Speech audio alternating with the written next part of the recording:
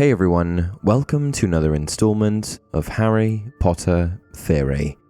Today we're going to be discussing the rather dark topic of witch hunts, diving deep into how witch hunts and witch trials have shaped the course of the wizarding worlds and our own history. While the world of Harry Potter may be filled with wonder and awe, it is not immune to the shadows that lurk in the human heart. Just like in our own Muggle history, the wizarding world has faced its fair share of witch hunts and unjust persecution, where fear and prejudice have cast a sinister veil over the lives of magical beings. But before we get started on the fictional witch hunts that unfold within the pages of Harry Potter, I want to first take a look at the extensive history of witch hunts in our own world, a phenomenon spanning multiple centuries that claimed the lives of a staggering 35,000 to 50,000 victims. Once we're done covering the real atrocities that occurred, we'll segue into the wizarding world's version of witch hunts and see how they differ. What are witch hunts? In the annals of human history, few events evoke as much fascination and dread as the dark and enigmatic phenomenon that are witch hunts. These chilling chapters in our collective past send shivers down our spines, as the fear and paranoia that fueled them seem inconceivable in our modern world. Yet, to truly understand the roots and complexities of witch hunts, we must embark on a journey through time, exploring their origins, motivations, and the devastating consequences that befell those accused of witchcraft. At their core, witch hunts were frenzied campaigns that sought to identify, persecute, and eliminate individuals believed to possess supernatural powers and consort with dark forces. The accused were often labeled as witches or sorcerers, seen as agents of evil and malevolence. Witch hunts took various forms throughout history, but they shared a common thread: the pervasive belief that witches posed a threat to society and that their eradication was a sacred duty. The roots of witch hunts can be tracked back to various ancient civilizations, where the fear of usurping powers and the unknown fueled a belief in magic and witchcraft. In societies such as ancient Egypt, Mesopotamia, and Greece, practices such as divination, potions, and spells were prevalent, forming the bedrock of magical traditions. But while these ancient civilizations held a nuanced view of magic, with practitioners often revered as wise individuals, the seeds of suspicion and fear did eventually begin to take root. The Classical period, Europe and beyond. One of the most infamous chapters in the history of witch hunts unfolded during the period known as Early Modern Europe, aka the post-medieval period, which is between the late 15th century to the late 18th century. At this time in Europe, witch hunts reached a fever pitch as societal anxieties, religious fervor, misogyny, and power dynamics collided to create a perfect storm of hysteria and persecution. Superstitious beliefs blended with Christian teachings and fears of supernatural forces, setting the stage for a relentless pursuit of those believed to be witches. The persecutions were fueled by various cultural, political, and religious factors. The Reformation, with its fragmentation of the Catholic Church and rise of Protestantism, led to increased religious tensions and divisions. Different Christian denominations vied for power and influence, and accusations of witchcraft became a means to discredit and eliminate rivals. Moreover, the patriarchal societal structure of the time exacerbated the persecution of women. Women accused of being witches were often marginalized, impoverished, or independent, challenging the prevailing gender norms and threatening the established power dynamics. Women who did not conform to the expectations of their communities were more vulnerable to accusations, as their perceived independence or unconventional behavior was seen as evidence of their connection to dark powers. The methods employed during witch hunts were cruel and horrific. Accused individuals were subjected to torture, confessions were often coerced, and trials were far from fair. Common proofs of witchcraft included physical marks, such as birthmarks or moles, believed to be witches' marks, supernatural abilities like the ability to float or shapeshift, and even the testimony of other accused witches obtained under torture. Salem witch trials. But witch trials certainly weren't exclusive to Europe. In the Americas, the infamous Salem witch trials unfolded in colonial Massachusetts. leaving an indelible mark on American history. Before I dive into the Salem witch trials too much, I'd like to point out that the real Salem witch trials do differ a little bit from the Salem witch trials depicted in Wizarding World lore. For now, we're going to be looking at the real events, and I'll jump into the Harry Potter version of things later in the video. I digress. No discussion of witch hunts is complete without delving into the dark legacy of the Salem witch trials, which unfolded in colonial America during the late 17th century. This tumultuous period saw a fervent, puritanical society consumed by fear, as accusations of witchcraft ran rampant. The trials resulted in the tragic deaths of 20 innocent people, highlighting the devastating consequences of unchecked hysteria and fanaticism. The Salem witch trials took place in the town of Salem, Massachusetts, between 1692 and 1693. The trials were triggered by a series of mysterious and unexplained seizures, fits, and strange behavior exhibited by several young girls in the community.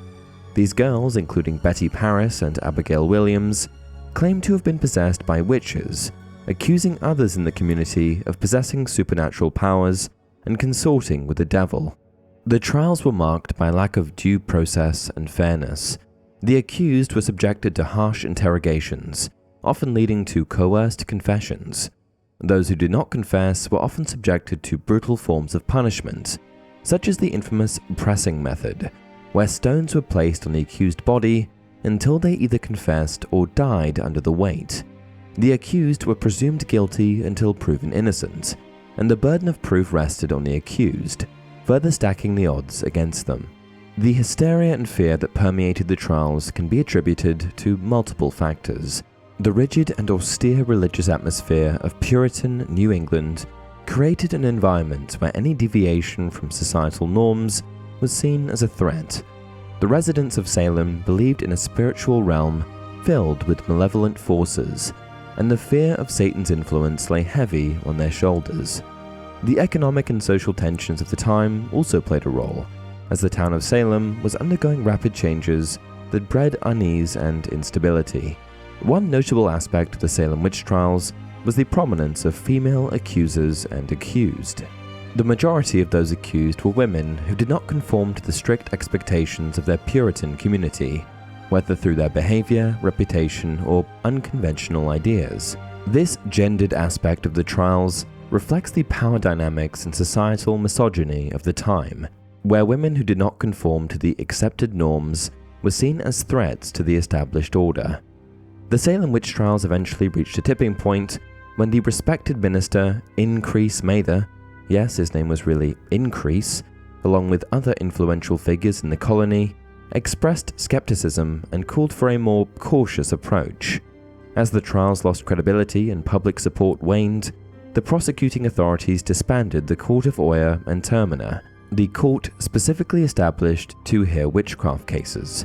The remaining accused were then pardoned or released from prison, marking the end of the witch hunt. The Wizarding World's witch hunts. In the magical world of Harry Potter, where magic is abundant and fantastic beasts roam, we do find ourselves faced with the dark shadow of history, the haunting spectre of witch hunts. Given the intrinsic nature of witches and wizards to the Harry Potter story, I suppose we can't be too surprised that the two worlds have collided on this aspect of history. But while the witch hunt in the Wizarding World bear some similarities to the real witch hunt of our own history, they also possess their own unique twists and turns that set them apart. Similarities. The first thing worth mentioning is that the dates for witch hunts in the real world directly coincide with the dates in the Wizarding World, with both versions of these events occurring roughly between the 14th and 18th century. Another key similarity between the two is the atmosphere of fear and paranoia surrounding those accused of witchcraft. In both the real and magical worlds, accusations were often based on rumors, hearsay, and personal vendettas rather than concrete evidence. This led to a climate of suspicion, where anyone could be targeted and accused unjustly. Furthermore, both witch hunts involve societal prejudice and a desire to eradicate those believed to possess supernatural powers. In the real world, this was often fueled by religious beliefs or fear of the unknown. Similarly, in the Wizarding World, Muggles had a deep-seated fear and mistrust of wizards and witches, leading to their persecution.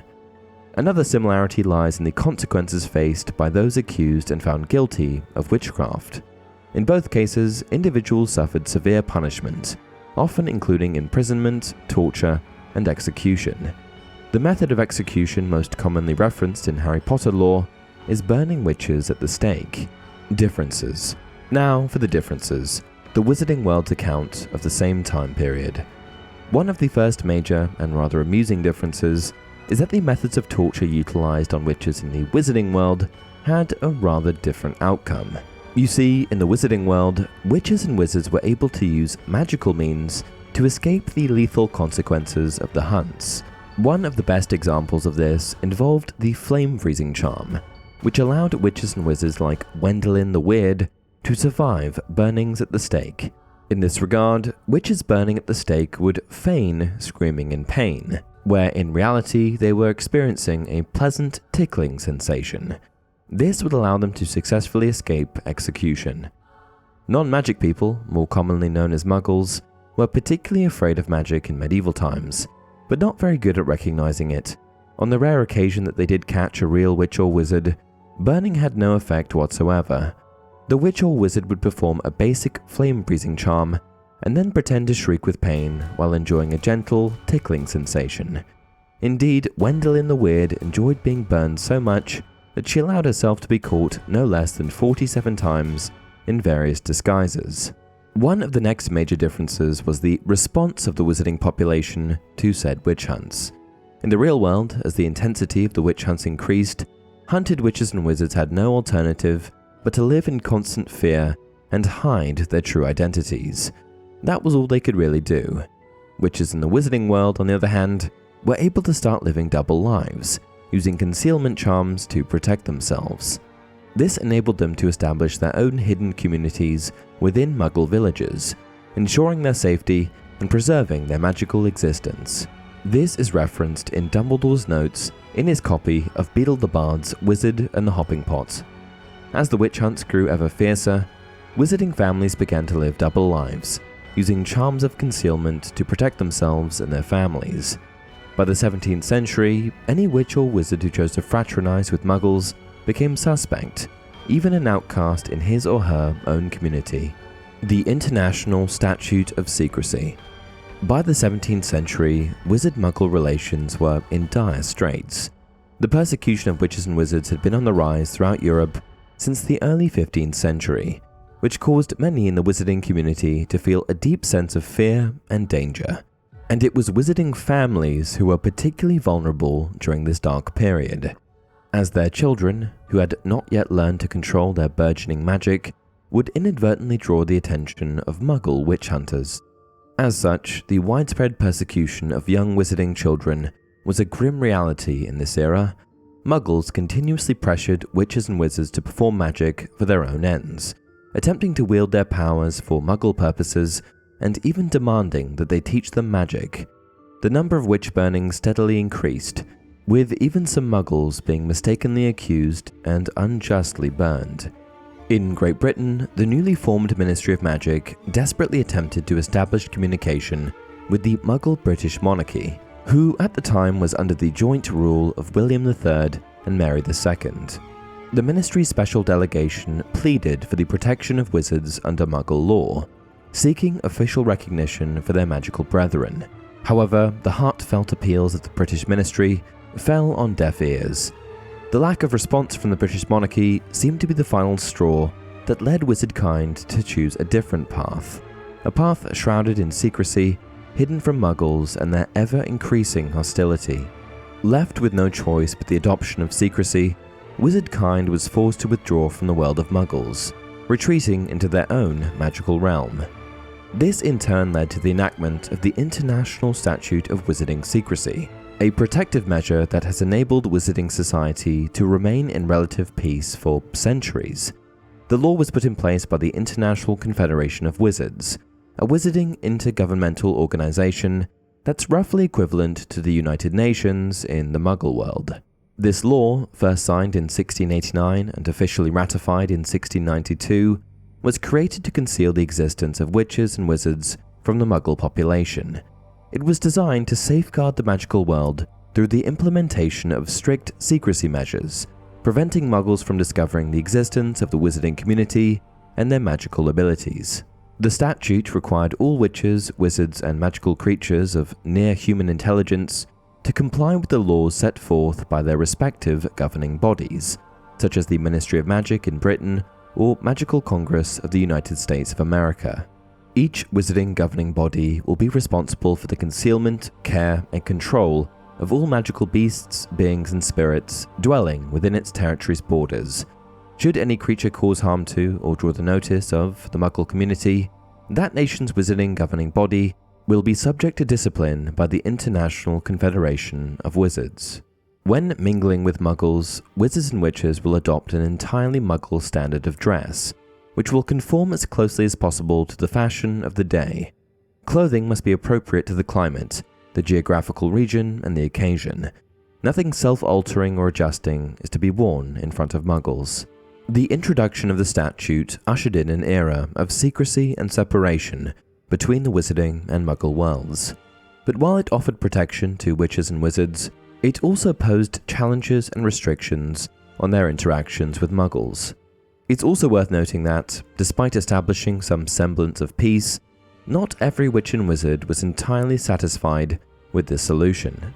Opposition. As with any major law being passed in a society, the International Statute of Secrecy was met with some degree of opposition. One of the loudest voices belonged to a family we should all already be quite familiar with, the Malfoys. At the time, the Malfoys were one of the wealthiest and most influential families in the magical community, and despite their professed belief in pure blood values and wizarding superiority, the Malfoys had a surprising history of associations with Muggle circles of wealth and status, such as royalty and aristocracy. As you probably could have guessed, the Malfoys' love for Muggle treasures and status overshadowed their care for the greater magical community's well-being. As the law required all magical folk to withdraw from Muggle society, it directly jeopardized the Malfoys' place in the high-born Muggle circles they so enjoyed. As such, they initially fervently opposed the enactment of the statute.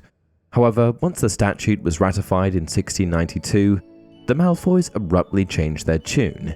They cut off all ties with Muggle families and transformed into vocal supporters of the very law they had opposed.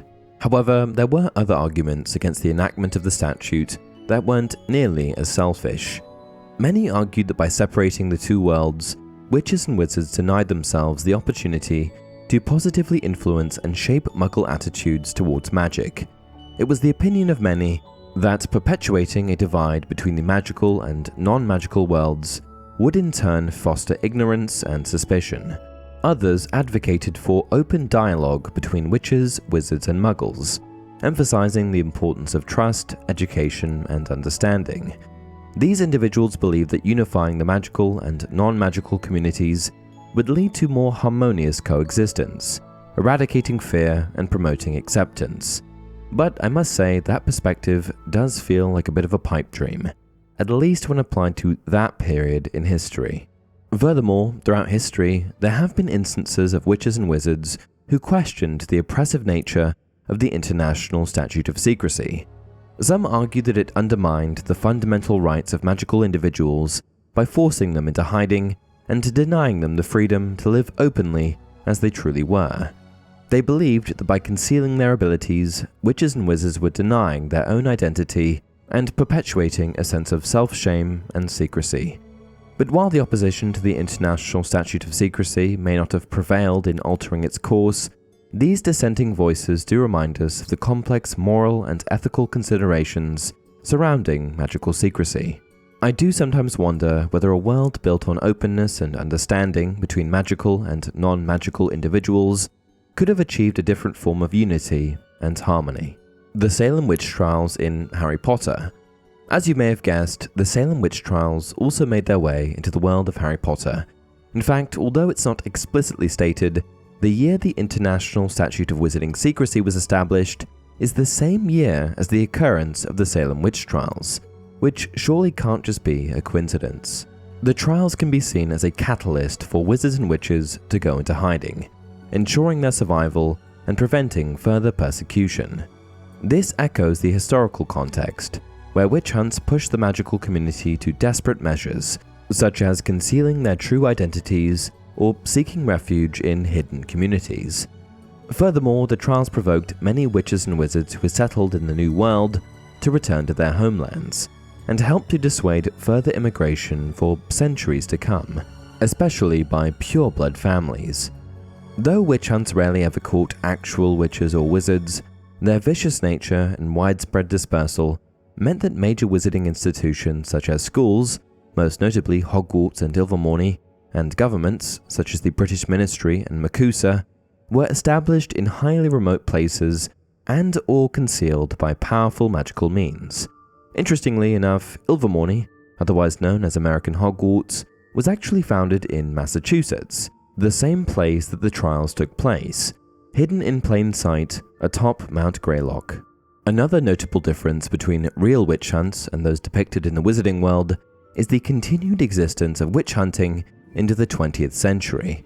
In 1926, famed magizoologist Newt Scamander encountered a young girl in Sudan whose magical abilities were discovered by Muggles, resulting in her imprisonment. This suggests that despite the magical community's efforts to remain concealed, witch hunts still occurred in certain regions and continue to pose a threat to magical individuals. Today, the trials are remembered via 4 golden phoenix statues that were erected in the MUGGLE headquarters in New York City. The power of fear. During the height of witch hunts, fear became a potent weapon in the hands of those seeking to maintain social order and control. Communities wrought with uncertainty and hardship sought explanations for misfortune and tribulations, turning to the notion of witchcraft as a convenient scapegoat.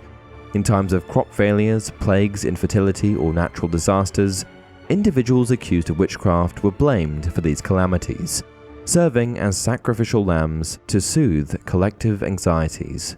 It is crucial to recognize the role that manipulation, prejudice, and the exploitation of fear played in perpetuating witch hunts.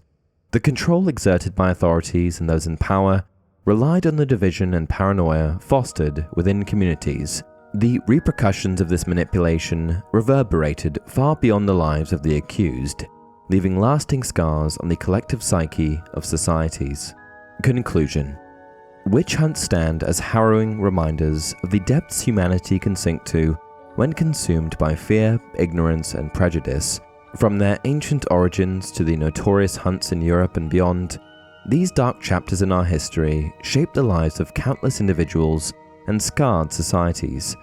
As we remember the victims of witch hunts, let us commit to learning from the past, to stand against discrimination, and to foster a world where compassion and understanding prevail over fear and hatred. And that's it for this video. If you enjoy the content, please like the video and subscribe to the channel. Until next time, remember, differences of habit and language are nothing at all if our aims are identical and our hearts are open.